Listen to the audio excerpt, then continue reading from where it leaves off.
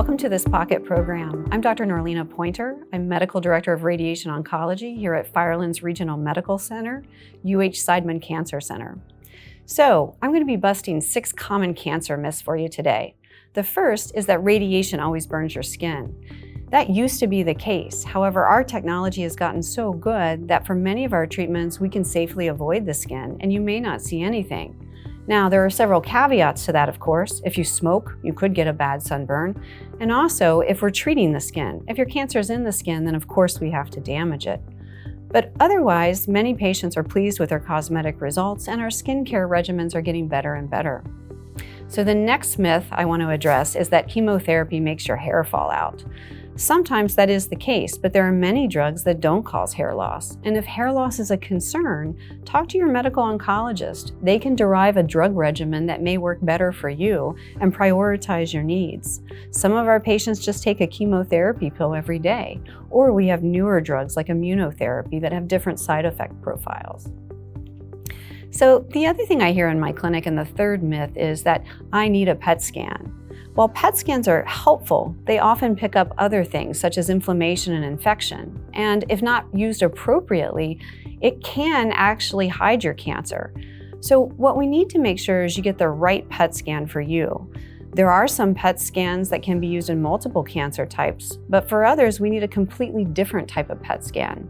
All of that to say that you could get a PET scan and it could show no cancer, but if you didn't get the correct PET scan, you could still be full of cancer. So these are discussions you need to have with your medical oncologist and your radiation oncologist before deciding what scan you want to undergo.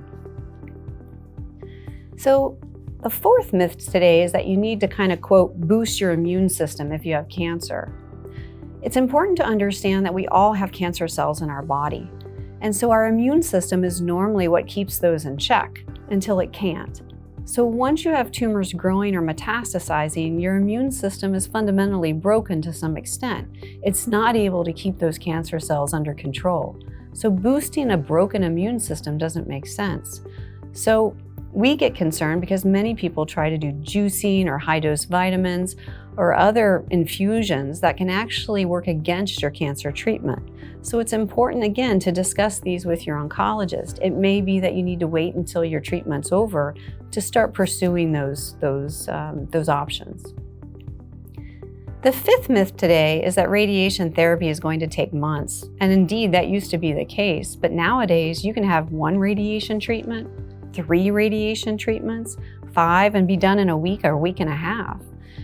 The longest regimens we utilize typically are 4 to 6 weeks, so your radiation course may be over before you know it.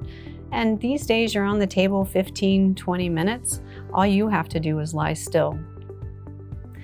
So the final myth today is one I hear often, which is my friend, brother, sister, cousin, niece, they have the same cancer as me and their doctor said. So the truth is that no one is as unique as you, and your cancer is also individualized. So even if somebody has the same, say, breast cancer or lung cancer diagnosis, their cancer is fundamentally different than yours on a molecular and mutational level.